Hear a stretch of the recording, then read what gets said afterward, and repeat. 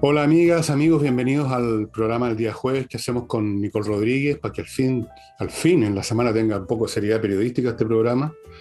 ¿Y cómo estás, Nicole? Muy bien, muy seria, muy periodista hoy día, Está muy claro. periodista. No, no, Muy ojalá que no periodista. estés tan periodista porque quiero una persona alerta, clever, no quiero no quiero un periodista. Eh, No, gracias. Estábamos comentando, estimados amigos y amigas, con Nicole, que uno de los temas que tenemos que tocar primero es la elección de este domingo, que mucha gente incluso se ha olvidado que existe. Ha sido bien impresionante. Yo, por supuesto, saco conclusiones de mí nomás y de mi mujer, de los que viven aquí en mi casa, y a todos nos había pasado lo mismo.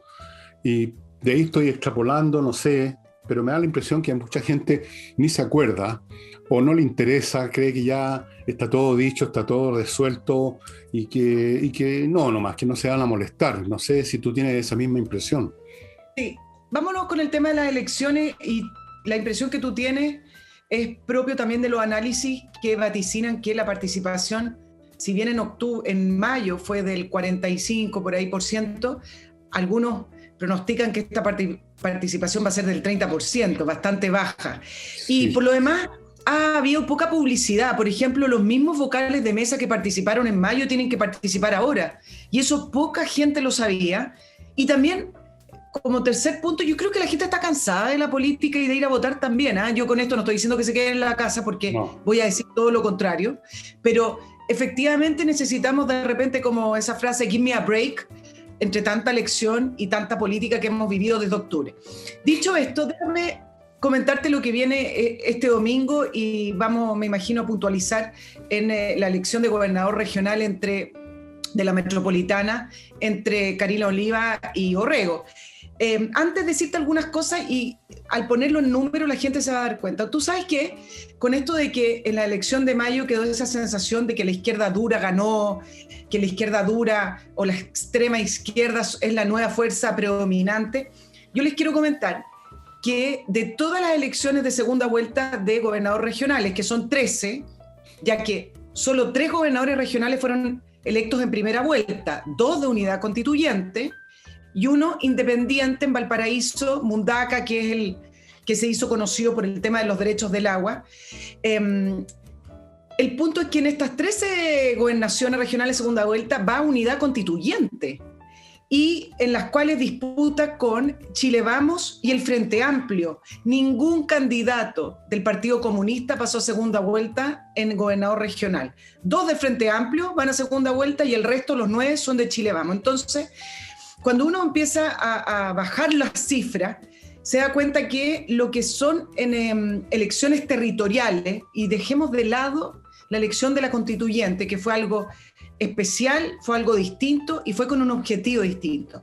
Pero lo que son las elecciones territoriales, las 2 grandes fuerzas que todavía existen en este país, no hegemónicas, antes lo eran, es la centroizquierda y la centroderecha. Y por eso primero les quería comentar con esto de que, por ejemplo, no hay ningún candidato comunista. Esto independiente a que Daniel Jadwe ha estado recorriendo el país y apoyando a algunos candidatos, incluso de unidad constituyente.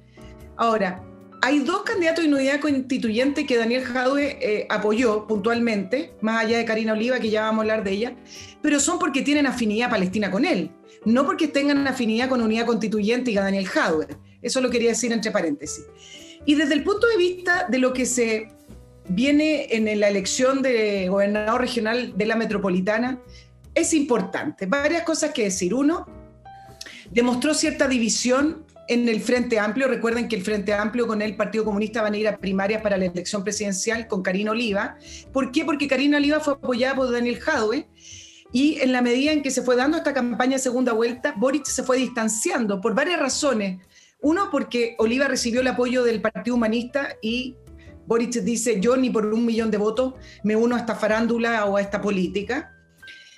2, por algunas asociaciones de Karina Oliva, por ejemplo, lazos con Venezuela que tiene el Partido Comunes, hay fotos de ella con el ex canciller venezolano, sus relaciones con Cuba, algunas otras frases que ha dicho que yo sé que, Fernando, tú las has podido analizar, si es que se da para análisis, algunas tonteras que ha dicho. Y entonces efectivamente se vuelve a ver cierta ambigüedad o esa división que tiene el Frente Amplio, en el sentido de que tienen un candidato que es Boric, que a veces trata, no a veces, en esta pasada ha tratado de diferenciarse de lo que es el comunismo, pero en el que uno todavía no puede ubicar muy bien en qué posición ideológica o qué es lo que quiere como proyecto país. Eso por un lado. Y dos, ¿qué se juega este domingo? Bueno, se juegan varias cosas y son importantes. Uno, que la gobernación de la región metropolitana tiene 7 millones de habitantes, por lo pronto, desde el punto de vista de cantidad de población, sería uno de los territorios gobernados más grandes, más allá del presidente de la República. Dos, recordemos que la alcaldía de Santiago quedó en manos de una comunista, que es Iracy Hasler, por lo tanto tendrían ahí un bloque que es de extrema izquierda en uno de los sectores territoriales más importantes de nuestro país. Y acá vienen las preguntas que se hace la gente que o no fue a votar en mayo o que vota por la centroderecha, y que uno ve que desde la coalición no hay una definición o no hay un camino trazado único. ¿Qué se hace? ¿Se vota por Orrego? ¿Se apoya a Orrego por el mal menor? Apoyar a Orrego significa que la centroderecha o quienes no votaron en mayo están apoyando esos partidos políticos tradicionales de los cuales la gente está muy disgustada, está muy enojada y no les quiere dar el apoyo. ¿Qué significa, por ejemplo, votar por Orrego? Hay que evitar que la extrema izquierda se tome estos territorios desde el punto de vista electoral, no revolucionario, se los tome ganando esta elección, y por lo tanto hay que frenar la extrema izquierda porque no entienden cómo es la democracia como la entiendes tú y yo. Bueno, esas son las preguntas que uno ve, por lo menos en redes sociales, uno ve en la prensa, que el electorado, a lo mejor incluso que no tiene un partido político, no sabe muy bien cómo definirlo. En lo concreto, ya los candidatos a primarias de Chile Vamos le dieron su apoyo a Orrego, independiente de que Orrego no quiere el apoyo de la centroderecha. Claro, bueno, sí. Lo de Orrego. Yo he estado diciendo acá en varias oportunidades que es probable que en las presidenciales se dé una constelación política parecida a la del 64, cuando la derecha, que llevaba teóricamente a Julio Durán, lo dejó votado y apoyaron a Eduardo Frei Montalva como el mal menor, a pesar de que Eduardo Frei hablaba de la revolución, pero era una revolución en libertad que parecía preferible a la revolución socialista de Salvador Allende. Y si se va a repetir esa constelación o no, quién sabe, uno no es Nostradamus y las cosas pueden cambiar. Pero en este caso, para este domingo, tenemos una constelación en miniatura de esa constelación hipotética. Tenemos el caso de un electorado de derecha que no tiene ninguna opción en esta pasada, y que tiene la opción, sí, de quedarse en casa o ir a votar por Orrego. Ahora, ¿cuál de las dos cosas puede pasar? Si una parte considerable de la derecha, que puede ser probablemente una buena parte de ese 60% que no votó, no sabemos, vota por Orrego y lo convierte en triunfador,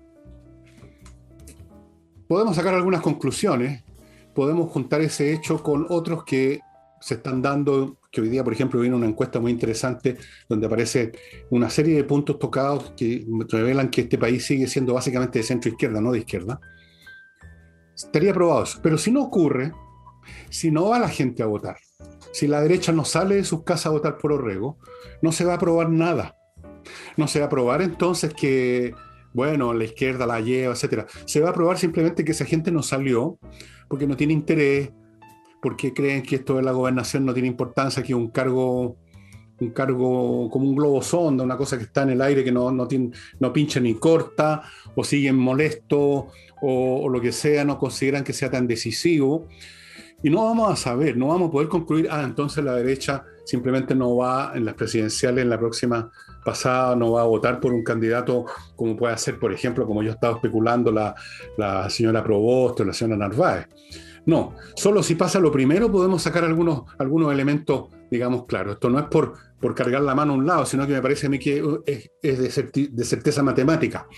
Si la gente se vuelca de la derecha a votar por Orrego, podemos decir esto está prefigurando lo que va a ocurrir en las presidenciales.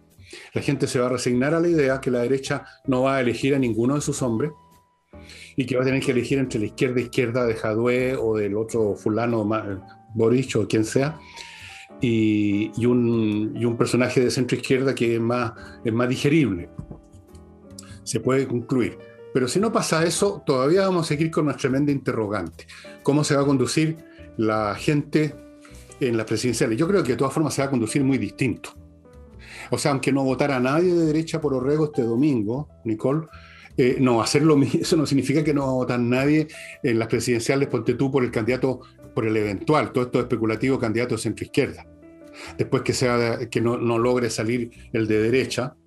Y como he dicho yo, y creo que es evidente, ¿no, Nicole? Supongamos que los tres bloques, si es que hay tres bloques, salen con los mismos votos, nadie se va a sumar a la derecha. Nadie se va a sumar a la derecha. La derecha se tiene que sumar a algún lado, pero nadie se va a sumar a la derecha. Por lo tanto, yo descarto absolutamente que pueda salir elegido, salvo que ocurra casi un milagro, que salga elegido así de buenas a primeras un candidato de derecha, incluso aunque en la primera vuelta saquen más votos. No le va a bastar, porque nadie se va a sumar. No van a haber una suma de votos para el candidato que sea a la derecha. Así que este domingo podría ser un anuncio de lo que se podría configurar. Todo es podría en condicional, de lo que se podría configurar para las presidenciales. Claro, pero del punto de vista de los simbolismos, mira, yo no soy muy amiga de comparar elecciones, sobre todo con el voto voluntario, en el sentido de que el resultado de una elección es la premonición de otra elección. Aunque la presidencial se juega en otro plano, a otro nivel, yo creo que sí afecta simbólicamente y anímicamente al electorado y sobre todo a las candidaturas. Entonces, cuando hablamos qué se juega este domingo con respecto al gobernador regional de la metropolitana entre Orrego y Oliva, yo creo que ahí está la pugna entre la centroizquierda y la extrema izquierda y cuál es el ánimo que van a salir. ¿Y por qué? Porque Jadwe se la ha jugado 100% por Oliva y por el lado de Orrego el primer apoyo que recibió fue de Jasna Proboste. Entonces tú sabes que a la prensa le gusta hacer estos análisis simplones, que bueno, si sale Orrego es que la gente apoya a Proboste, si sale Oliva es que la gente apoya a Jadwe. Eso nada que ver, pero sí afecta para poder ir diseñando lo que podrían ser las campañas presidenciales y las candidaturas, y sobre todo para el caso de Proboste, porque en el caso de Jadwe con Boric van a ir a unas primarias legales, y en el caso de la DC con el Partido Socialista, que no tiene primaria legal y que todavía ni siquiera tiene candidata definida a la democracia cristiana, entonces sí puede perfilar lo que se podría configurar en el plano electoral presidencial. Eso es lo que estoy diciendo, Nicole. Estoy diciendo eso. Y por supuesto que, aunque el domingo una de las alternativas, como digo, no nos permita hacer una predicción exacta, efectivamente va a haber un cierto peso simbólico. Tú no habías nacido todavía, pero el año 64 así es, hubo una elección muy chiquitita en que salió elegido un candidato de izquierda. Me acuerdo que se llamaba Naranjo el apellido, si no me equivoco, y se habló del naranjazo. Tú has oído hablar de eso. Y ahí fue que se aterró la derecha y la candidatura de Durán inmediatamente quedó colgando una brocha. Siguió adelante, digamos, en una forma como ectoplasma de Julio Durán, ya era un cadáver. La derecha se sumó a Eduardo Frei por eso. Era puro simbolismo, porque en realidad la votación de Naranjo en una localidad de este porte no tenía nada que ver con las presidenciales. Puede ocurrir que en una determinada localidad haya un predominio por razones completamente particulares de tal o cual grupo político.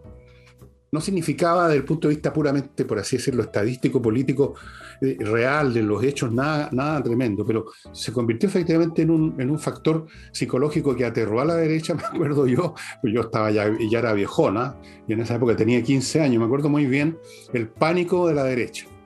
Se aterraron realmente y se sumaron a Eduardo Frei. Ahora vamos a ver qué pasa este domingo. Te digo, si le apoyan si gana este hombre Orrego, sí, si gana él, va a tener significado simbólico. Va a poder decir alguien, bueno, así, la derecha finalmente se está alineando con las estrellas. Si gana la otra persona, también van a encontrarle un significado de que no es el país habló, sobre todo la izquierda que siempre hace ese tipo de proyecciones, ¿no? Ellos ganan 20 votos por aquí y ya hablan del pueblo, el pueblo se pronunció. Eso lo van a hacer de todas maneras, porque si en algo la izquierda ha estado predominando en todo este tiempo, entre otras cosas, es la parte mediática. Ellos gritan más que nadie, movilizan gente, son los que organizan marchas, son los que organizan todas esas cosas, tienen la alianza de todos tus colegas prácticamente, o de la gran mayoría. Entonces, meten mucha bulla. Pero a propósito de eso, no sé si tuviste una encuesta que me llegó a mí, no me acuerdo en este momento quién la hizo, pero una empresa, es una cosa importante, no es una encuesta hecha por un particular con el celular. Y estuve viendo las preguntas, eran infinitas, y todos los datos, las respuestas a las más distintas cosas me señalan a mí que este país no es de izquierda en el sentido de izquierda extrema, como dicen ahora, aunque tampoco es tan extrema, pero no es comunista. Este país no es jaduista, no está para ese lado. Hay un número sustantivo. Yo diría que la izquierda de ese extremo puede juntar hasta un 25% del electorado, y quizás hasta un poquito más. Pero eso no es suficiente, eso los constituye en una minoría fuerte, no en una mayoría. La mayoría, sí, cuando uno sumaba la respuesta, tú debes haber visto la misma encuesta, eran sensibilidades de centro-izquierda, y por eso que yo creo, y he dicho varias veces, que esa es la lógica de la realidad que creo que debiera y que se va a terminar imponiendo finalmente. Es decir, vamos a tener probablemente un gobierno de centro-izquierda en Chile, encabezado o por, no sé, puede ser la señora Proboste, o puede ser la señora Narváez, que sigue marcando muy bajo, salía última en esta encuesta, por quién votaría usted este domingo, algo así. Claro. Pero eso depende menos de las encuestas que de las decisiones de los partidos, a quienes ponen, digamos, a encabezar un movimiento, dejemos una payasada. O sea, claro. Por eso yo te planteaba al principio del tema los números, porque se quedó instalada esta idea del avance de la extrema izquierda, siendo que todo lo que fue en la elección municipal, sea alcaldes, concejales y en este caso gobernadores regionales, las dos grandes fuerzas es Unidad Constituyente y Chile Vamos. Lo que pasa es que efectivamente alguien que nosotros creíamos que estaba muriendo, que era el Frente Amplio efectivamente creció, y creció a pesar de todas las divisiones, de todas las ambigüedades, de todas las tonteras. No creció el Partido Comunista, creció el Frente Amplio, y además el Partido Comunista, que obtuvo la alcaldía de Santiago que tiene mucho nombre y tiene mucho simbolismo, pero para efectos de lo que puede ocurrir en la presidencial, sí es importante además la elección del domingo, porque el gobernador regional tiene un rol que todavía está bastante poco claro, con atribuciones poco claras, y ahí se puede formar un centro político en apoyo al candidato de la extrema izquierda entre Jadwe o Boric, que puede ser bastante relevante. Entonces, es importante salir a votar. Ahora, la derecha, que ha sido bastante, los líderes de la derecha, que han sido bastante ambiguos en darle el apoyo a Orrego, primero sí, después no, ahora sí. A mí me parece que Chile Vamos ya no es dueño, y hace rato, de los votos del electorado de derecha, porque el electorado de derecha está enojado con la derecha. Así es. Y cuando uno ve y lee los comentarios de las personas ¿saben qué más? Hay que salir a votar porque independiente de que sea Orrego o no, y que Orrego ha sido la democracia cristiana, independiente de que Orrego ha rechazado el apoyo de la centro-derecha,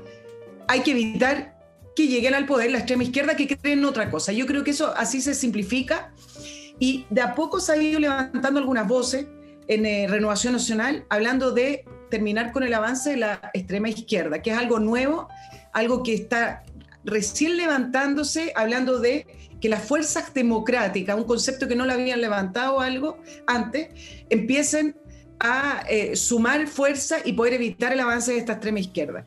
Bueno, yo ayer dije, avancé que eventualmente en una presidencial esta centroizquierda va a taparse la nariz y extender la porulla para recibir los votos, que eso era lo probable que ocurriera. Lo que tú me estás contando de Orrego me ratifica que así va a ser, porque Orrego está haciendo exactamente eso ya. Así que hasta eso se está configurando. Vivimos en un mundo político tan enrevesado, tan chueco, que hasta el último día se recibe con una mano, se borra con la otra, se dice una cosa, se hace otra, una serie de paradojas y contradicciones impresionantes. Pero los votos se reciben siempre, además que tú no puedes impedir recibirlo. Y si tú dices que salió esto que tú me acabas de decir, que no lo sabía, de que se habla de crear un frente o una línea democrática es muy interesante porque eso permitiría a la derecha meter en ese bus a la centroizquierda, ¿me entiendes? O sea, se convertiría en una cruzada para la derecha. Ya no importa si a ti te cargan los demócratas cristianos, si te revienta fulano de tal, si estos gallos han sido unos chuecos, que estaban con la izquierda, que todo, pero resulta que hay un valor más importante que es Claro. la defensa de la democracia. Ahí tienes un concepto político muy potente que puede ser usado y que probablemente va a ser usado. Y vamos a ver que si este domingo empieza a dar ya algunas muestras de que existe. Y antes que se me vaya a olvidar, yo creo que vale la pena comentar de la otra persona de esta elección del domingo, que ya esta señora Oliva, que yo francamente en mi vida había visto una caricatura más caricatura del izquierdismo de camiseta, o sea, del izquierdismo ya de barra brava, el izquierdismo O sea, yo la vi en una entrevista en que una periodista le pregunta ¿cómo piensa usted combatir el narcotráfico? Y empezó a hablar del patriarcado. O sea, eso yo ya encontré de una estupidez, de una... Mira, me vinieron a la mente, como recuerdo, el tipo de personas que yo conocí por miles, en la universidad y en el colegio incluso, que eran personas ahí nomás, pero que en la revoltura de los tiempos de repente les vino por leer algunos panfletos, algunos libros, los entendieron mal. Entonces, por ejemplo, hay un famoso libro que yo no me atrevo ni a mostrarlo para que no se vaya, por si acaso lo ve la Karina Oliva, ¿no? Es un libro de un gran historiador británico, Eric Hobsbawm, a quien yo conocí personalmente acá en Chile, que escribió un libro que se llama Bandidos, donde analiza la relación que había en Europa entre el bandidismo y los vasos comunicantes que había entre el bandidismo y movimientos semipolíticos, antisistémicos. Bueno, un libro complejo, interesante. Bueno, si lo lees, la Karina Oliva va a concluir de ahí, de acuerdo a las lógicas que usa, que hay que liberar a todos los bandidos, porque los bandidos son compañeros que están luchando por la democracia y por la justicia. Es el tipo de personas que lee, no está acostumbrado a leer, no está acostumbrado a pensar, entonces de repente cree que tiene que ponerse al día, tiene que ponerse sofisticada, entonces lee algunas cosas de estas que están de moda, el desconstructivismo, el neomarxismo, el gramscianismo, y la cacha la espada, y entienden todo mal, y meten las cosas donde no corresponde, porque tú me vas a, por favor, ilumíname, ¿qué tiene que ver el tema del patriarcal y todos los discursos pelotudos que hay sobre eso, con el tema de combatir policialmente, porque esa es la cuestión, el narcotráfico? Entonces, ahí tienes una caricatura del izquierdista promedio que hoy uno observa, o sea, personas carentes de todo sentido, de sentido común, sin capacidades de asimilar las cosas que han leído, las pocas que hayan leído, y que lamentablemente la historia en estos torbellinos los pone en las posiciones en que están. Porque te digo, en otros tiempos una Karina Oliva dice estas huevadas y no pasa nada porque se las dice a sus amigas en una fiesta de curso, pero ahora la dicen en un micrófono porque están con la posibilidad de llegar a un cargo de poder. Si eso es lo aterrador cuando uno ve a estas personas.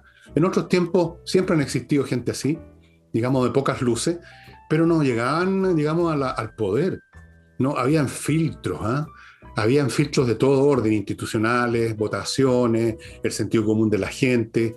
Ahora uno los ve aparecer por todos lados, a nivel de concejales, a nivel de gobernadores, a nivel de candidatos presidenciales. Por todos lados uno ve una inepcia colosal, corriendo pero desbocados, sin ningún límite, sin que nadie se les ponga al frente y les diga, usted está diciendo una estupidez, simplemente. ¿Cómo puede decir semejante tontería? Porque ¿no? El avance y la posibilidad de estas personas de llegar está dado por el hecho de la abstención. Y ahí está el secreto, ahí está la clave, está dado por el hecho de que les han dado espacio. Y le da espacio también la política tradicional porque permitieron que la denostaran, ellos mismos se denostaron, ellos mismos cometieron errores, como siempre, y dejaron el espacio. Entonces, ¿cuándo asumen estas personas? ¿Cuándo llegan al poder estas personas?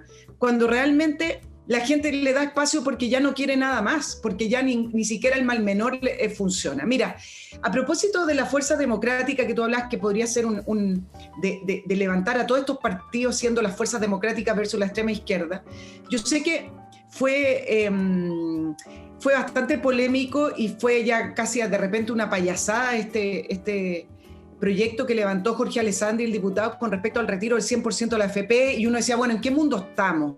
Ya, ahora sí que no entiendo Chile, ahora sí que yo no entiendo nada.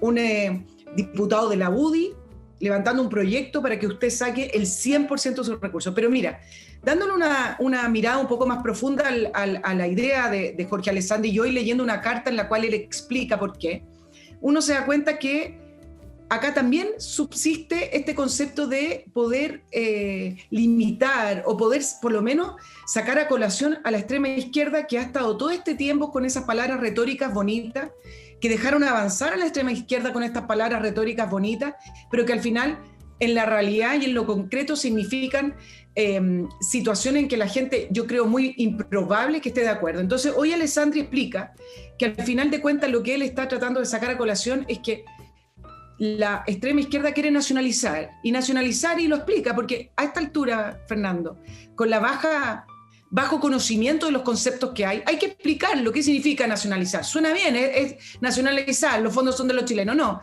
Y hoy Jorge Alessandri explica, no, pues nacionalizar es que pase su plata, la que usted trabajó, la que está en su cuenta individual, pase a un ente estatal manejado por políticos, en el fondo, con decisiones de este grupo de personas, sin ni siquiera la capacidad o sin ni siquiera poder exigir una indemnización, porque él habla, esto no es una expropiación, sino una expoliación, que es en el fondo despojar a alguien de sus cuentas. Y entonces de a poco se ha empezado, yo no estoy diciendo con esto que estoy de acuerdo con ese proyecto, lo que estoy diciendo es que despertaron tarde, pero se están levantando estos conceptos de poder sacar al pizarrón y poder realmente desnudar qué significan estas palabras retóricas y bonitas que han estado durante años levantando la izquierda o la extrema izquierda chilena.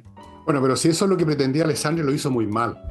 Muy mal. Las cosas no pueden hacerse de una forma tan confusa. Si yo tengo un alumno y le quiero explicar cuánto es 2 más 2 en el pizarrón, no me pongo a desarrollar ecuaciones diferenciales en el pizarrón para llegar a eso, porque voy a confundir más las cosas, ¿no es verdad? Lo que hizo Felipe Alessandri, cualquiera que haya sido su propósito, es confundir a la gente que no hace tantos análisis y hacerle pensar que es legítimo sacar toda la plata de la AFP, que es bueno. Entonces, todas estas explicaciones post factum, todo este darse vuelta, todo este bizantinismo político, es otro error más. Las cosas en política tienen que ser manejadas pensando un poco como hacen en Hollywood para hacer películas, pensando en una edad mental promedio de 12 años. Y tú tienes que ir derecho y simple a tu objetivo y no ponerte, no votarte, no pasarte de listo, como se dice. No pasarse de listo. Felipe Alessandri se pasó de listo y se hizo daño. Eso es el punto. Todas las explicaciones que haga con sus ecuaciones diferenciales para explicar una suma son una soberana tontería, porque hizo las cosas mal. O sea, el remedio resulta peor que la enfermedad. Y ahora les quiero contar de esto que tengo en mis manos, que no es para cortar lo que ustedes están pensando. Me cansaría de cortar con esto lo que ustedes están pensando. No te rías tanto. Bueno, le voy a soltar el freno para que ustedes vean cómo funcionan estas podadoras Felco hechas en Suiza. Ustedes ven incluso por el color que esto es acero de primera calidad, acero templado de buena calidad. Si ustedes notan, el mango se mueve, ¿se fijan? Y esto permite, cuando uno aprieta, al girar el mango uno ejerce más fuerza. Es un tema de mecánica elemental. No sé si estudian eso en el colegio, ahora lo estudian. Es esto. Estas hechas en Suiza no tienen nada que ver con las podadoras que usted encuentra fabricadas y que se desarman a la semana, que son una porquería como casi todo lo que fabrican. Estas son más caras, pero duran para toda la vida, están garantizadas. Si usted tiene un huerto, si usted poda, si usted tiene una vid donde se poda mucho, Felco, amigos míos, estas herramientas hechas en Suiza son profesionales, son de verdad. ¿Dónde se consiguen? Allí están los dos negocios con sus respectivas direcciones web en la parte de abajo de la gráfica. Felco, se llaman Felco. ¿Escuchó? Ya. Y ahora paso a otro servicio que acabo de probar. Lo probé ayer, voy a ponerle el freno a esto. Tiene un freno para no cortarse aquellas cosas que uno no debe cortar porque son muy escasas últimamente. Ayer probé AutoWolf, estimados amigos. Y ustedes saben que yo no soy amigo de los autos, no me interesan los autos, nunca me interesaron, nunca me van a interesar. son para mí como la zapatilla de levantarse, ¿no? Es una cosa que uno ni mira. Cuando empiezan a pelarse y uno siente las baldosas y las cambia. Pero tengo un auto muy viejo, AutoWolf, me arregló todo el problema de la revisión técnica, estimado. Perdón, otra vez estoy metiendo las patas. No, parto de nuevo, no me escucharon. AutoWolf le arregla el auto. Lo que pasa es que partí con el caso de mi auto porque mi auto está tan viejo y tiene tantos problemas que ya no me interesa arreglarlo, pero si lo tuviera un poquito más nuevo, sí. Y en ese caso, en vez de mandarlo a un garage donde va a estar 3 semanas parado, o 2, y no sé lo que están haciendo, me pongo en contacto con AutoWolf, les mando una foto por WhatsApp de lo que quiero arreglar y vienen a mi casa. AutoWolf arregla en su casa. Usted ve lo que están haciendo. Y en un día está listo. A lo más, me contaban, se han tomado 2 días en algunos casos muy especiales, donde el auto estaba acribillado de abolladura y había que hacerle muchas cosas. 2 días en vez de 2 semanas. Normalmente, 99% de las veces, un día. ¿Qué es lo que tiene que hacer? Mande al WhatsApp que está aquí a mi derecha, espero no equivocarme porque hoy día estoy con cortocircuitos por todos lados. Mande una foto de lo que usted le quiere hacer al vehículo. Mándele la foto del abollón, mándele la foto de la parte corroída, mándele la foto de la parte que quiere pintar. A lo mejor mándele la foto del auto entero si lo quiere pintar entero. Autowolf.cl, estimado amigo. Lo que ayer comprobé es otra cosa que tiene que ver con Revi Fácil, pero eso se los cuento otro día. Madame, continúa. Oye, vámonos con lo que fue la noticia de ayer y de hoy, que sigue dando vuelta con este grupo de la lista del pueblo que se autodenominaron Vocería del Pueblo. Pero le voy a poner un poquito de contexto antes de ir a los ejes de lo que ellos están planteando. Veníamos de la semana pasada, y de hecho lo tenía anotado como una noticia positiva, el hecho de que se pudieron reunir 107 constituyentes de los 155 en este conversatorio que organizó la Universidad de Chile con la Universidad Católica.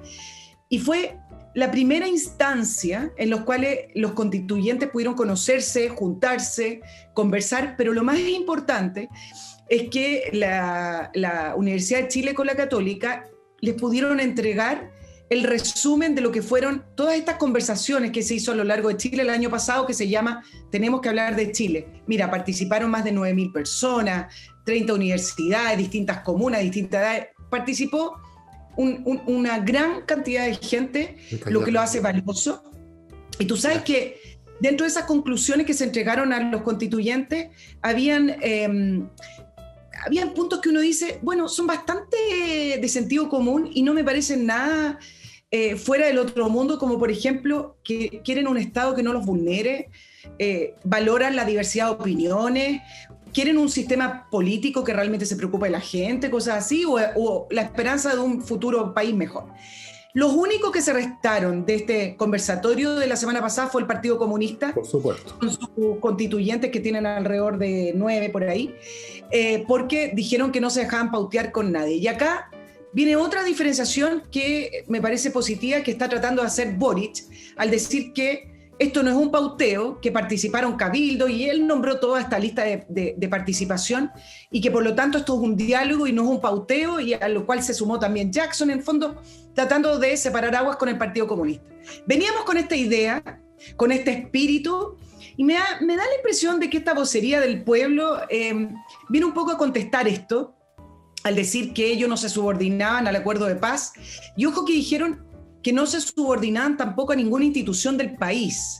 ¿Quiénes hacen esta lista de la vocería del pueblo? Son 20, miren lo enredado que son las cosas hoy porque no funcionan como bloque. Son 20 constituyentes de la lista del pueblo, más 14 que se sumaron de otras listas. Es decir, ni siquiera es toda la lista del pueblo, que tienen 27. Y acá viene el petitorio, que es bastante inadecuado. Tú sabes que uso palabras más suave, que parece, no sé si un petitorio o un manifiesto, no tengo idea. Liberación de los presos políticos. Sí. Fin, esto podría ser también la declaración de Karina Oliva. Fin de la impunidad a la violación de los derechos humanos de ayer y hoy. Reparación a las víctimas de violencia de política sexual. Desmilitarización de la macrozona sur. Rechazo al TPP-11 y suspensión de las expulsiones ilegales, entre otros. Esto fue el petitorio. Ahora, ¿Qué cosas tiene interesante esto?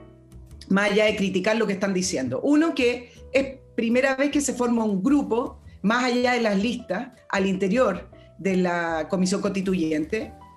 Pero lo interesante además fue la respuesta del mundo político y también del resto de los constituyentes.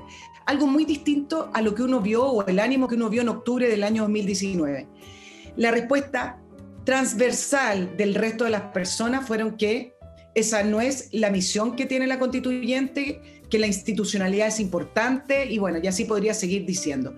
¿Quiénes rechazaron esto? Proboste, el resto de los constituyentes, incluso constituyentes que son de izquierda. Entonces, para sacar algo positivo de todo este escenario tan turbulento que estamos viviendo, me parece que, a diferencia de esto de octubre, acá uno ve que se puede empezar a aislar a quienes no creen que la institucionalidad haya que respetarla. Eso me parece que es simbólico, pero a la vez quizá está trazando un camino de lo que pudiera venir en los días cuando se empiece a instalar ya la comisión. Bueno, pues si yo lo dije cuando al otro día de las elecciones, cuando había montones de gente que me decían que venían los comunistas a comerse las guaguas, les dije que esto no era así, que muchos de estos independientes enarbolan puntos que pueden estar, digamos, circulando en lo que podríamos llamar la retórica de los tiempos, que no son comunistas necesariamente. Y si tú examinas, bueno, 34 de 155 es el 20%, menos del 20%, y de esos puntos que enarbolan, muchos de ellos son puntos retóricos que no tienen ninguna concreción. Si uno examina ahora el origen, quiénes son los miembros de esos 34, vamos a ver que son recién llegados políticos, que vienen de ciertos sectores, ¿cómo llamarlo? No sé. Y la reacción que tú mencionas, todo eso me indica una vez más que los que se asustan excesivamente por este triunfo de los independientes, creyendo que que son lobos disfrazados de oveja y que aquí viene una invasión de los comunistas, están equivocados, pero están tremendamente equivocados.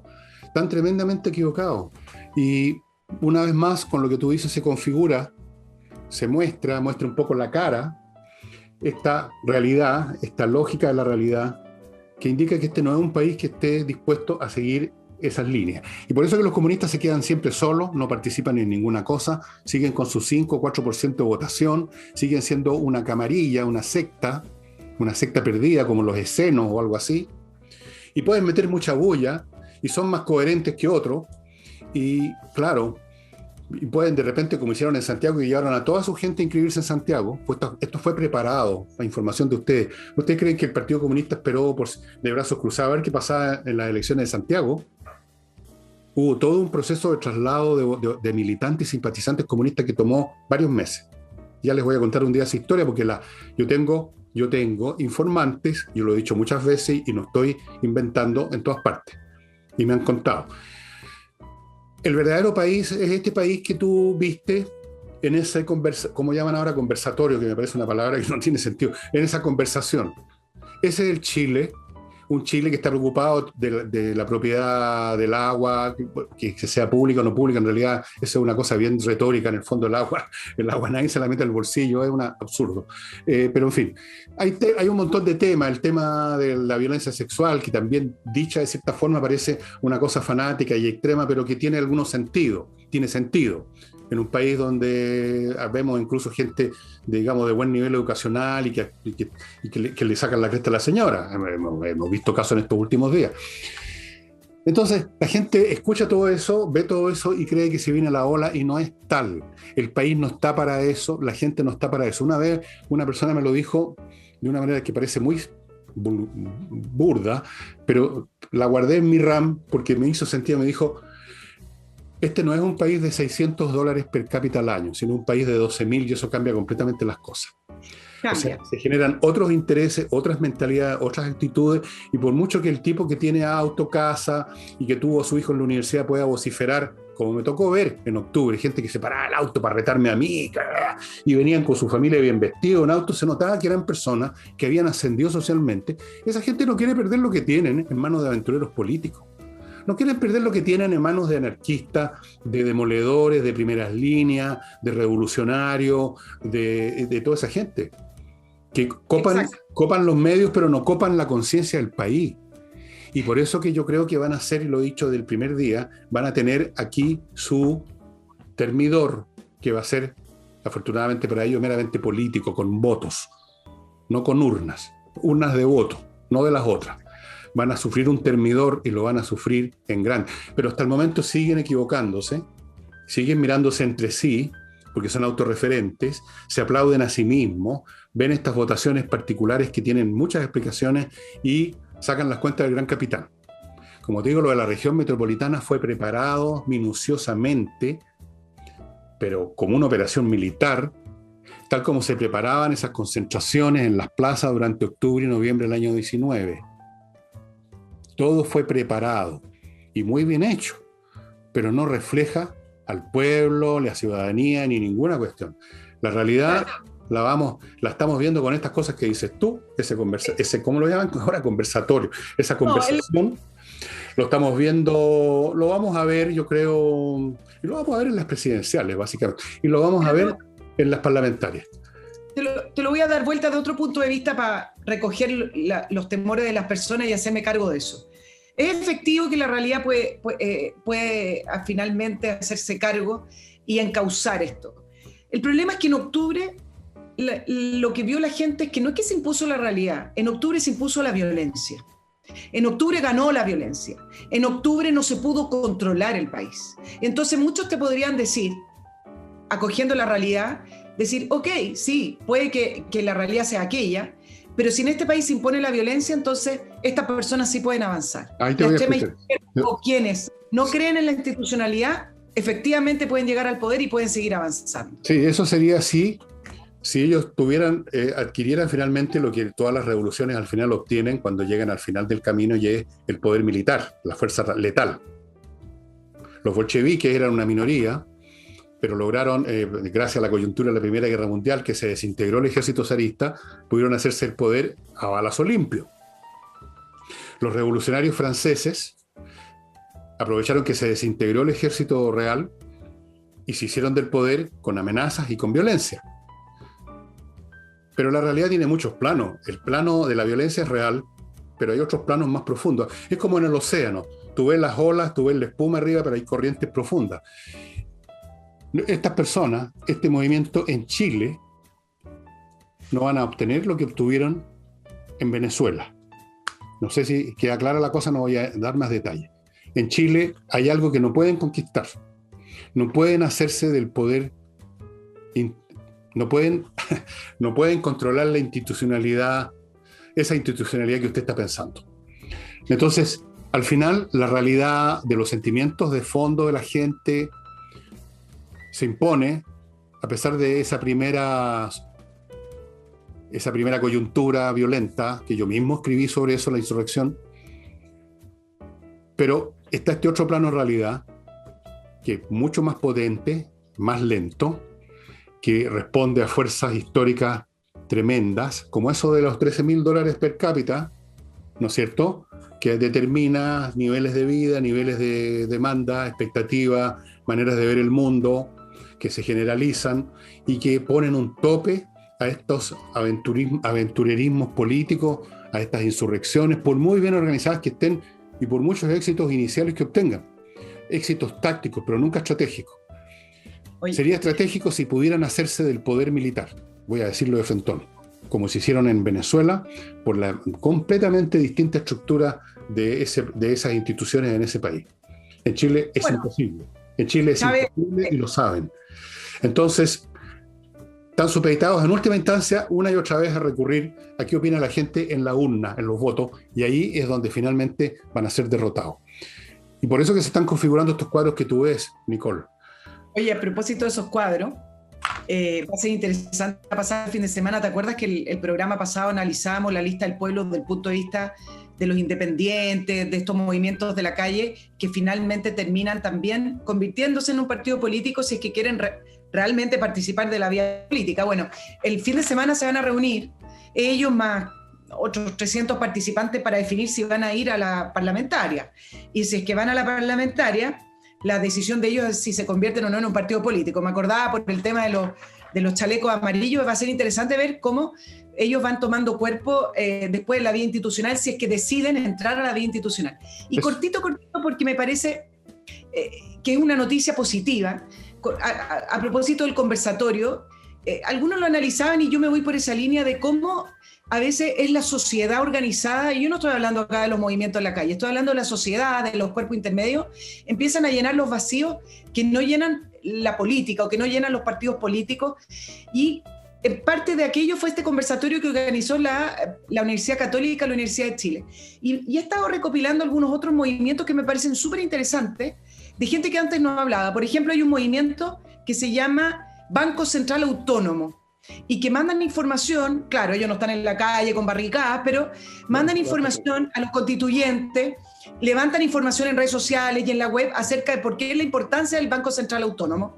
Y hay otro que a mí me gusta mucho, al cual yo me sumo, que es Movimiento Escuelas Abiertas, que son de apoderados, que se dan cuenta que el tema del cierre de escuelas más bien tiene que ver con la política, con fregar al gobierno, con no tener gobernabilidad y tener todo el país paralizado más que por la pandemia. Y entonces cada vez ha ido creciendo este movimiento de escuelas abiertas, donde se ha sumado gente independiente, gente apoderados que ven que sus hijos están sufriendo por no ir al colegio. Bueno, eso es el punto, pues, tú lo acabas de decir. Ahí tenemos dos planos de realidad, y hay más. El plano de la realidad de la calle, que es cuando usted sale a la calle y ve a un tipo que está gritando o pintando un muro. Ese es un plano de realidad, es real, usted puede tocar a esa persona, usted puede tocar la pintura. Y después hay un plano institucional, que es donde se deciden las cuestiones realmente, el plano institucional.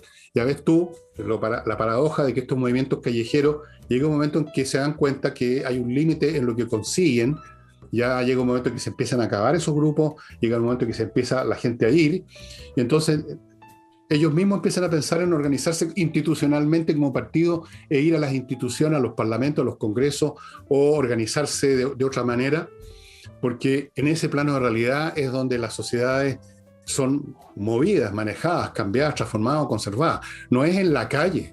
Si en la calle tú no llegas más que a la esquina, y de esa esquina llegas a otra y rompes algunas cosas y saqueas, que es lo que hicieron en octubre, pero lo hicieron precisamente para llegar al plano institucional, porque saben que es así. Los revolucionarios saben perfectamente lo que tienen que hacer. Los otros, si se limitan a la calle, se convierte eso en un motín nomás, se convierte en una revuelta. Y para tener una revolución tú tienes que llegar a las instituciones. Y ahí, en esos planos, y hay muchos más, está el plano psicológico, qué pasa en la mente de la gente. ¿Te acuerdas cuando hablaba yo del desplazamiento de placas tectónicas en una radio? Me estaba refiriendo a este desplazamiento que no se ve, que no sale en los diarios, nadie lo comenta, de cambios de posturas y actitudes y pensamiento de la gente que finalmente se resuelven en una determinada votación, como pasó con la elección de Piñera. Y está el plano de los sentimientos. Hay un montón de planos que se superponen y la realidad son todos esos planos. La realidad es como una torta mil hojas, en realidad. Si uno mira un solo plano, es real, pero hay otros. Y ahora voy a mi segundo bloque, estimados amigos. Recuerden que una de las opciones para manejar sus recursos es tener oro y plata. Y para eso usted entra a compreoro.cl y compra la cantidad que estime de estos lingotes de plata, la plata pura, o la cantidad que estime de estos lingotes chiquititos de oro. Ambos son valiosos, ambos son recibidos en todas partes del mundo, en todas las épocas del mundo. Si usted tiene una máquina del tiempo, lo puede comprobar, vaya al pasado, al futuro, le van a recibir el oro y la plata, y usted lo tiene en la mano, literalmente. Por lo tanto, es una reserva completamente que usted controla, 100%. Es una manera de manejar su recurso. La otra forma, y en esto siempre hay que tener distintas opciones, es invertir en Estados Unidos. ¿Y cómo se hace? Lo primero que se hace es entrar al sitio inviertaenusa.cl, una empresa chilena norteamericana que lo lleva, como lo he dicho, 466 veces de la mano a Estados Unidos. Conocen todo lo que hay que hacer, el aparataje legal, el aparataje comercial, parten ofreciéndole 3.500 franquicias, tienen cientos de ofertas inmobiliarias, le sacan cuenta corriente en bancos norteamericanos, le consiguen créditos hipotecarios, lo ayudan a formar sociedades comerciales en Estados Unidos. Incluso le consiguen, llegado el caso, una viceresidencia. Inviertaenusa.cl, estimados amigos. Y termino este bloque con SMF, esta empresa que ofrece productos para tener en buenas condiciones toda clase de pisos. Me refiero a toda clase de materiales de piso, parquet, ¿cómo se llama este otro? Parquet flotante creo que se llama, o algo así. Pisos de mármol, de piedra, de cerámica, de baldosas y de pizarra, que con la pizarra, que es una piedra porosa gris, también se hacen fachadas. Quizá usted tenga una fachada con pizarra. Ellos tienen el producto especial para que esa pizarra quede brillante, quede hermosa y más protegida. Donde en SMF los datos están a mi derecha. Todo lo que tenga que ver con recubrimiento de pisos, o en este caso de fachada, SMF. Nicole. Oye, me quiero referir, ahora que están aprobando la agenda de los mínimos comunes con respecto a cómo este gobierno, y ya lo dije refiriéndome a la cuenta pública del presidente, realmente abandonó todas sus ideas o todo lo que significa ser de centro derecha o sus principios o las ideas por lo menos de un modelo de desarrollo. No lo digo por el proyecto de matrimonio de pareja del mismo sexo. Me estoy refiriendo puntualmente a los bonos, las ayudas económicas que está instalando el gobierno y la manera en que la presentan, la manera en que la informan, la manera en cómo la ejemplifican. Un gobierno de centro derecha que habla que el Estado debe hacerse cargo, por ejemplo, o cómo abandonó la palabra crecimiento. Y atrás quedó esta idea que yo te decía, ¿cómo es posible que esta crisis económica que se levantó producto de las cuarentenas, el gobierno no pueda retomar una agenda mirando la crisis económica, hablando de la necesidad de impulsar el crecimiento, el emprendimiento, la iniciativa privada, de la necesidad, y esa la tenemos, de crecer, de que este país vuelva a ponerse en marcha? Y acá quiero entrar en el tema famoso de las ayudas y las medidas sanitarias que para mí terminan siendo políticas. En la medida que las cuarentenas se han ido prolongando y le ha otorgado, me parece, un instrumento político al gobierno, que le ha dado gobernabilidad, le ha dado sentido, le ha dado además proyectos, le ha dado la posibilidad de negociar con la oposición, algo que en octubre del 2019 perdió absolutamente. Este gobierno me da la impresión de que a través de estas medidas ha vuelto a sentir vida política, ha vuelto a sentir que tiene un gobierno, algo que lo había perdido y que por lo demás cualquier proyecto que enviaban al Congreso iba a ser rechazado o iba a ser totalmente modificado. Entonces, al final estas cuarentenas que producen la necesidad de la ayuda económica y que producen además el control de las personas, etcétera, le ha dado gobernabilidad al gobierno. Entonces la pregunta que acá surge es, bueno, entonces ¿cuándo va a tener fin esto?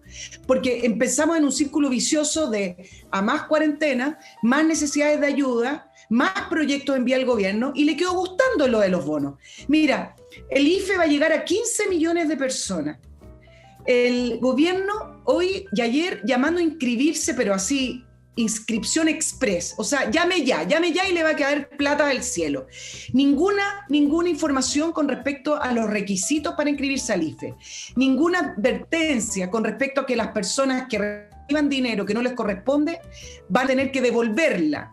Nada con respecto a la responsabilidad, absolutamente nada. Lo único que hace el gobierno es llamar a inscribirse al IFE y esperar que le caiga el bonito y así el gobierno se siente que está cumpliendo y que la gente no le va a dar la espalda. Y este gobierno sabe que la economía no necesita ese nivel de impulso estatal. Mira, cifras récord del Cyber Day que tú hablaste. Creció 57% el Cyber Day con respecto al año pasado. ¿Qué es lo que se compra? ¿Qué se compra uno en el Cyber Day? ¿Qué se compra? ¿Necesidades básicas? No. Ventas de autos, ¿tú sabes que se cuadruplicaron en mayo? Prácticamente hay falta de stock de autos. Hay una encuesta que arroja que la disponibilidad de recursos de los hogares creció 12,7% en el primer trimestre de este año. Sí, bueno, eso fue la plata de la AFP. Así es, pero si tú le sumas los retiros más todas estas ayudas, el cuadro que tenemos es que finalmente la reactivación de la economía solo se ha hecho a través del gasto, lo que significa deuda, porque para el Estado, para entregar esos bonos se tiene que endeudar. Y entonces finalmente la pregunta es, si no es la centro derecha, ¿quién va a levantar entonces la frase de volvamos a crecer y cómo vamos a crecer?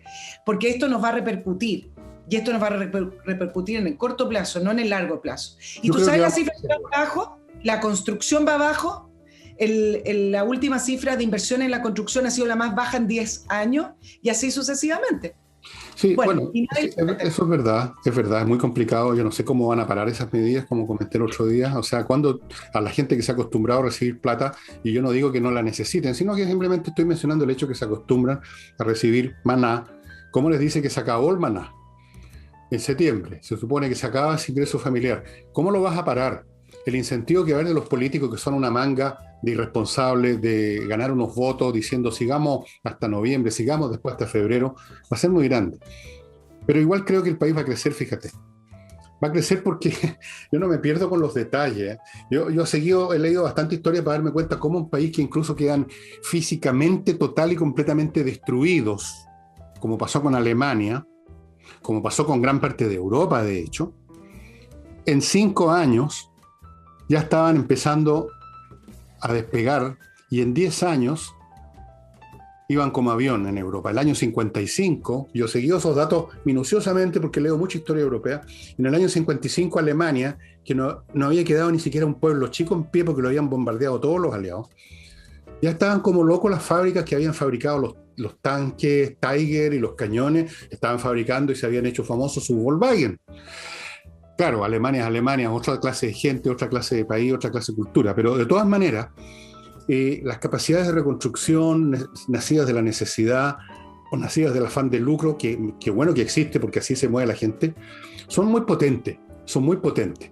Yo creo que se necesitan unos cuantos incentivos bastante básicos y eso va a ocurrir a pesar. Por supuesto, si no existieran estos factores negativos, estaríamos en otro planeta, poco menos. A pesar de los déficits, a pesar de la clase de población que tenemos, que no es precisamente la más diligente del mundo, a pesar de esta cultura que se ha instalado los bonos y de las ayudas y del Estado, a pesar de los alaridos de la izquierda, a pesar del estatismo que anda circulando por todos lados, a pesar de eso, este país va a crecer. Va a crecer. Estoy convencido de eso. Señora, tú que me escuchas, Virgen del Carmen. Yo creo que sí.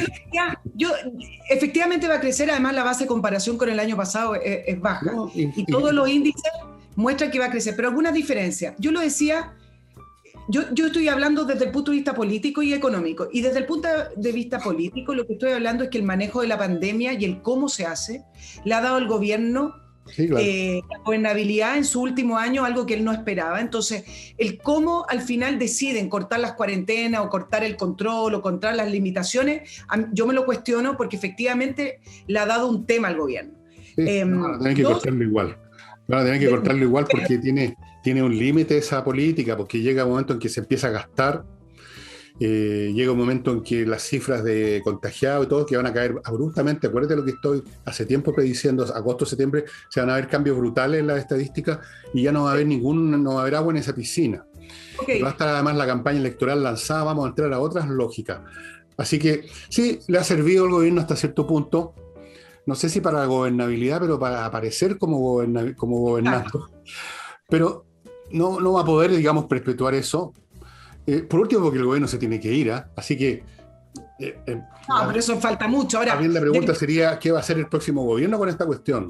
Pero yo creo que no se le va a plantear al próximo gobierno esta cuestión porque vamos a estar en otra, el próximo año vamos a estar en otra de todas maneras, eso te lo doy firmado, salvo que se produzca otra situación tan abrupta y brutal e inesprevista como fue el COVID-19, no sé qué podría ser, una guerra, un aerolito, un terremoto brutal, un acabo mutuo, no sé. Voy a terminar desde el punto de vista que tú agarraste, Fernando, con respecto a Europa, y es así, y efectivamente mencionaste la diferencia que hay del desarrollo en Europa para poder levantarse, y me parece que esa diferencia la ha reflejado también la pandemia. ¿Qué es lo que ha hecho Europa? Mira, al final, en el conteo de gente fallecida, infectados, vas a ver que todos los países democráticos y que informan correctamente, si es que se informa correctamente, más o menos tienen las mismas cifras proporcionadas a su población. Pero ¿qué es lo que ha hecho Europa? Europa apenas viene el verano, sabe que se tiene que poner en marcha independiente de las cifras y tiene que abrir el verano porque si no, la economía va a caer y se pone en marcha. Europa cerrado, abres, cerrado, abre. En el fondo se caen, se levantan.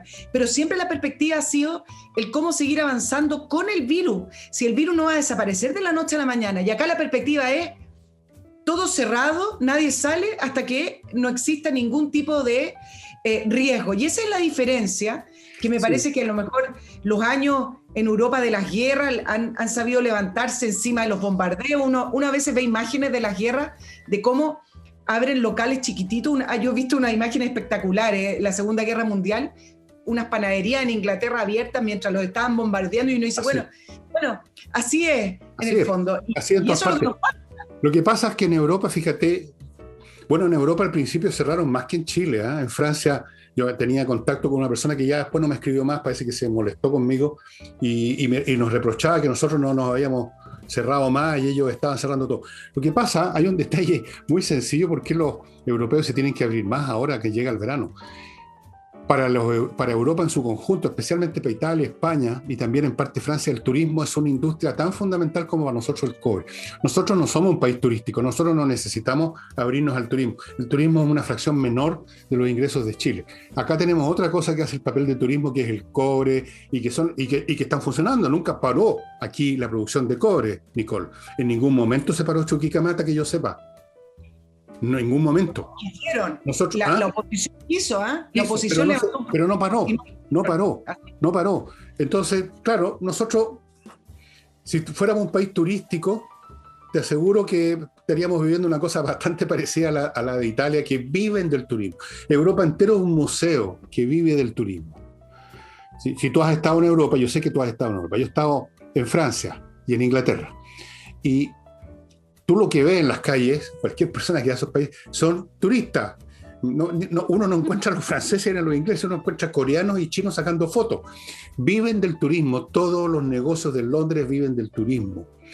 Gran parte de París vive del turismo, gran parte de Italia, Roma, Venecia, Florencia, todo vive del turismo.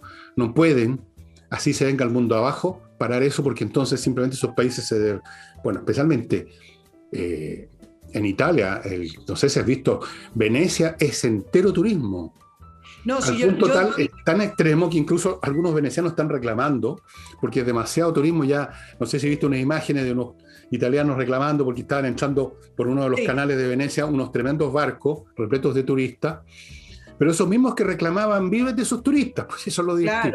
Claro. Yo di el ejemplo del turismo porque es lo que viene ahora, pero en general lo que intenté reflejar es cómo a lo largo de estos año y medio de la pandemia cierran, abren, pero vuelven a ponerse en marcha. Ahora, quizá el ejemplo que lo refleja de una mejor manera es Estados Unidos, porque Estados Unidos prácticamente no ha cerrado y las cifras en un momento han estado muy malas y después vuelven a recuperarse y tienen niveles de vacunación muy buenos, pero nosotros también. Entonces, quizás Estados Unidos es un buen ejemplo porque lo tenemos más cerca de cómo es un problema de mentalidad también.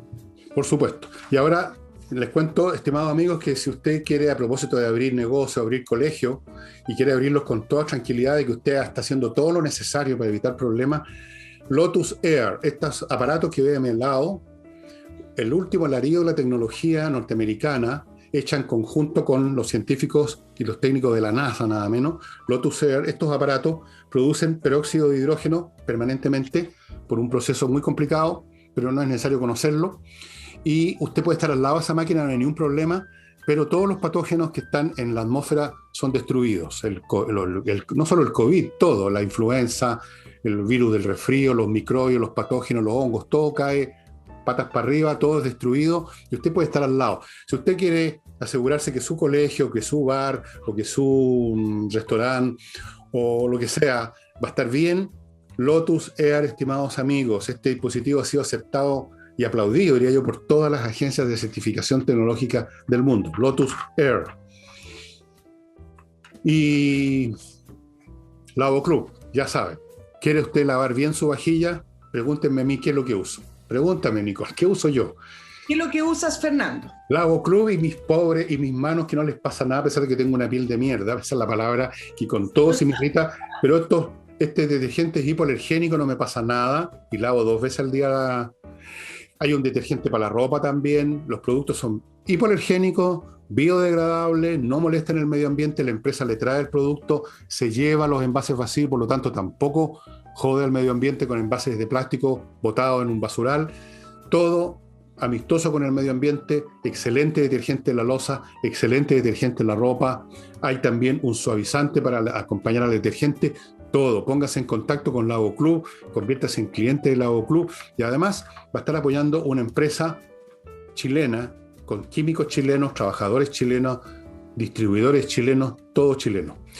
Y continúo con Controller, que también son chilenos. Estos eran unos contadores auditores que trabajaban en una empresa norteamericana grande, 20 años examinando los sistemas de gestión.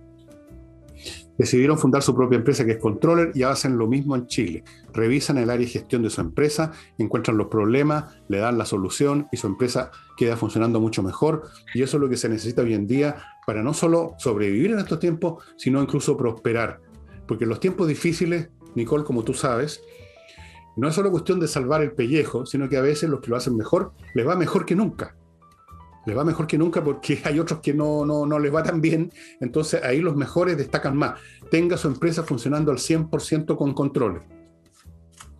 Y terminando este bloque, les recuerdo que el papeleo notarial, que toma tantas horas, normalmente va a tomarle solo unos minutos. Si usted hace uso de notariospress.cl, llena todo el papeleo de su documento en el sitio notariospress.cl. Notarios Express, una vez que usted les manda la información, se encargan del trámite y usted tiene que ir a la notaría solo a firmar. Cuestión de minutos en vez de ser cuestión de horas. Cualquiera que lo haga, lo ha comprobado, lo comprobó la Nicole, lo comprobó mi mujer, lo comprobé yo, lo ha comprobado todo el mundo, que es así. Notariospress.cl. Y volvemos con nuestra estimada amiga y colega Nicole Rodríguez. ¿Qué más tiene usted ahí en carpeta? Sí, vámonos con un tema que está súper interesante y que va a estar también marcando pauta en los próximos meses, y tiene que ver con la discusión en torno a los impuestos que debieran pagar las grandes tecnológicas. Esto me refiero a Amazon, Apple, Microsoft, y es súper interesante porque si ustedes revisaran algo que yo sí hice, la discusión que se venía dando hace 10 años atrás, y que no se ponían de acuerdo porque algunos querían cobrar ciertos impuestos en sus propios países, etcétera. Bueno, el COVID finalmente terminó por acelerar esto y los ministros de Finanzas o de Economía del G7 por fin pudieron llegar a un acuerdo en el cual se les va a cobrar un impuesto único del 15%, esto aludiendo a que se necesitan más recursos por la crisis económica y para frenar la elusión de estas empresas que han podido eludir los impuestos en prácticamente todos los países. ¿Por qué? Porque ellos van a tener que tributar donde vendan sus productos, no donde tienen su sede. Y esto lo hace interesante porque recuerden que estas empresas, a diferencia de lo que eran las empresas del siglo XX o del siglo XIX o en el proceso de industrialización, no tienen territorio, no tienen ni siquiera empleados en un solo territorio. Son empresas que se pueden ir corriendo de país en país con una sede y si uno le pregunta, por ejemplo, a empleados de Google dónde trabajan, por dar un ejemplo nomás, hay algunos que trabajan y viven en África, otros viven en Asia, otros viven en Estados Unidos. Entonces, son empresas terribles, muy difíciles de poder configurar. Bueno, esta crisis económica finalmente lo aceleró y ya hay un acuerdo, y cuando vean, ahora viene la reunión del G7 el 11 de junio, van a ver que se va a firmar este acuerdo y vamos a ver cómo van a reaccionar estas empresas. Ahora, ¿por qué es importante más allá de que se les pueda recaudar impuestos? Uno, porque con estos pequeños cambios, ya les voy a nombrar otro, estas empresas están cambiando su naturaleza. Recordemos que desde su origen se levantaron como este sistema universal de acceso gratuito, donde no hay fronteras, donde hay libertad de expresión, de información, donde finalmente terminan siendo un foro mundial. Pero el hecho de que ya les cobren impuestos les cambia un poco el sistema tributario de ellos, la configuración tributaria. Y por otro lado, tenemos todas estas especies de tribunales que han ido conformando para poder crear ciertos filtros que los gobiernos le fueron exigiendo. Por ejemplo, Twitter conformó un grupo que se supone que es independiente, que te advierte cuando hay desinformación o te advierte o cierra cuentas cuando consideran que no son adecuadas. Mira lo que pasó con Facebook y Trump. Después del asalto al Capitolio, todos saben que le cerraron las cuentas indefinidamente. Hace pocos días, este grupo independiente de Facebook decidió que Trump iba a tener su cuenta suspendida por 2 años. Ya no es indefinido. Ahora uno se pregunta, ¿solo Trump es el más malo del mundo, que solo a él le confiscan la cuenta y se la cierran? O sea, hay unos dictadores en África, tenemos al mismo Partido Comunista Chino, hay violadores de derechos humanos, los reales, digamos, y ellos sí tienen cuenta y solo Trump es la persona que va a tener cuentas cerradas por 2 años. Bueno, Y es súper interesante lo que se está dando, porque estos son reacciones en cadena. Miren lo que hizo Ron DeSantis, que es el gobernador de la Florida. Firmó por primera vez un proyecto de ley que se llama anticensura, que permite a la gente, a los particulares, demandar a las Big Tech. Él lo llama su cruzada por la libertad de expresión. Y el proyecto le va a permitir a las personas demandar y acudir a la justicia si consideran que los censores de Facebook, de Twitter y de todas las otras redes actuaron inconsistentemente, digamos. Ahora, cualquiera me puede decir, pero Ron DeSantis es republicano, acá hay una mirada de defensa de Trump, entonces se entiende el proyecto de ley. Bueno, es cierto, puede ser por esa parte, pero también es cierto, como les mencionaba antes, que Trump es el único prácticamente líder mundial que tiene su cuenta cerrada y que está bloqueado por las grandes tecnológicas y por las redes sociales. Por lo tanto, acá ya no siquiera estamos hablando de un filtro, estamos hablando de discriminación y de vetar a una persona directamente. Entonces, estas dos cosas que les estoy contando con respecto a la censura, con respecto a esta ley y con respecto a los impuestos, a medida que empieza a caminar, me parece que va a ir desfigurando estas empresas y estas tecnológicas y se van a empezar a constituir de una manera un poco diferente a las que las conocimos originalmente. Bueno, es un cambio global, mundial, que creo que lo he tocado muchas veces, o quizás a la pasada nomás. Evidentemente vamos a la construcción de un mundo distinto, donde todos los parámetros que todos tenemos se están empezando a convertir en obsoletos.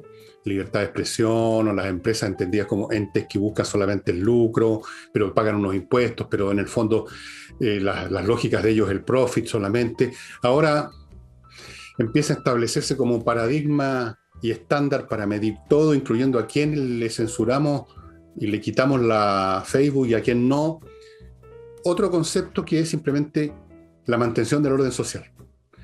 Y para eso tú tienes que controlar a la gente, tú tienes que acallar a los que pueden meter bulla, no necesariamente a los asesinos que matan a unas personas, pero no perturban el orden social en su conjunto. Trump sí, desde el punto de vista de quienes manejan las cosas.